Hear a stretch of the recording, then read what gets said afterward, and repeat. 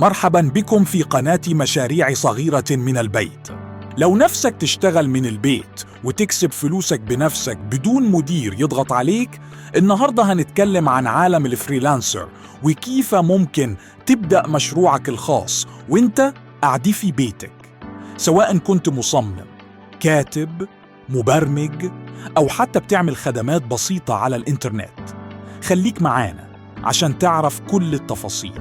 الفريلانسر هو الشخص اللي بيشتغل لحسابه الخاص بدون التزام بعقد عمل ثابت مع شركة. يقدر يشتغل مع شركات مختلفة أو أفراد ويختار المشاريع اللي تعجبه والوقت اللي يناسبه.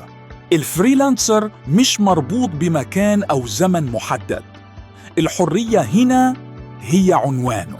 مجالات العمل للفريلانسر كثيرة، زي التصميم والجرافيك، تصميم شعارات، صور سوشيال ميديا، انفوغرافيك، والكتابة والتحرير، كتابة مقالات، محتوى لمواقع، كتابة نصوص تسويقية، والبرمجة وتطوير المواقع، إنشاء تطبيقات، مواقع، برمجة، حلول للشركات، وكمان خدمات متنوعة زي الترجمة، إدارة صفحات التواصل الاجتماعي، المونتاج، الصوتيات.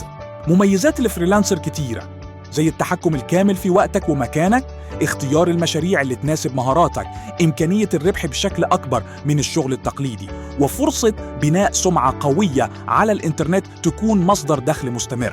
لكن في نفس الوقت ليه عيوب، زي إن الدخل مش ثابت خصوصاً في البداية، محتاج صبر ومجهود لبناء قاعدة عملاء، والتعامل مع العملاء صعب أحياناً ومحتاج مهارات تواصل عالية. لو حابب تبدأ، لازم تحدد مهارتك الأساسية اللي هتقدمها. أنشئ ملف شخصي قوي على منصات العمل الحر زي أبورك وفريلانسر وفايفر.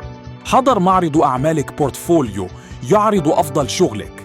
قدم على مشاريع صغيرة في البداية لبناء سمعة، وتعلم كيفية التفاوض على الأسعار وإدارة الوقت.